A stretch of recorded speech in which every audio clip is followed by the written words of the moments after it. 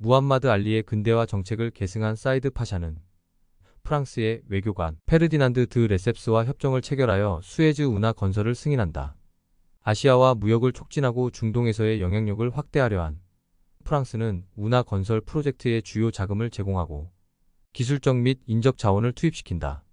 재정적 궁핍을 차관으로 해결한 이스마일 파샤가 마침내 1869년 수에즈 운하를 완공하자 영국은 지중해와 인도 간 무역 지배권의 타격을 우려한다.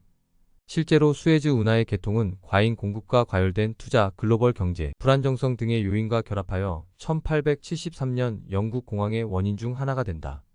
무역 경로가 개선되면서 시장에 많은 상품이 빠르게 공급되자 과잉 공급을 초래하여 가격 하락으로 이어진다. 극동에서 온 상품이 오랫동안 희망봉 주변의 영국 창고에 보관되면서 창고 관리와 재고 관리에 혼란을 초래한다.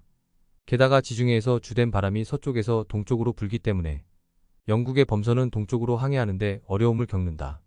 물론 영국이 증기선을 보유했지만 수에즈 운하의 폭과 깊이 제한과 기술적 한계, 운용 비용 등으로 여전히 범선이 사용된다.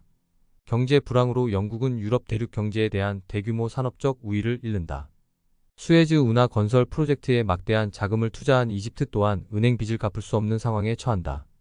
운하 지분의 상당 부분은 여전히 프랑스 주주들이 보유하고 있지만 이스마일 파샤는 1875년 운하 지분의 44% 매각에 나선다. 수에즈 운하의 전략적 중요성을 이해한 벤저민 디즈레일리 영국 수상은 운하 주식을 확보하여 영국의 영향력을 강화하기로 결심한다. 디즈레일리와 환담 중인 라이오넬 로스차일드는 이스마일 파샤가 부채 문제로 17만 7천 주를 400만 파운드에 급히 처분할 것이라는 정보를 얻는다. 일요일이어서 영국 의회와 협의할 시간이 없자 디즈레일리는 내각 장관 회의를 소집해 로스차일드의 자금을 빌리는 의제를 발의한다. 19세기 후반의 평균 금리는 약 4%에서 6% 사이였지만 연 이율 15%의 3개월마다 분기 이자 15만 파운드를 대출 조건으로 내놓는다. 400만 파운드의 15%는 60만 파운드이니 이를 분기별로 나누면 15만 파운드가 된다. 1875년에 15만 파운드는 현재 기준으로 약 1710만 파운드 또는 2137만 5천 달러에 해당한다. 상황이 긴급한 영국 정부가 신용을 담보로 매우 높은 수준의 금리를 제한하자 로스차일드는 디즈레일리의 요청을 즉시 받아들인다. 로스차일드의 재정 지원으로 디즈레일리는 신속하게 이집트로부터 수에즈 운하 주식을 매입한다. 유태인의 로스차일드가는 영국의 베어링가를 압도하며 세력을 확장해 나간다.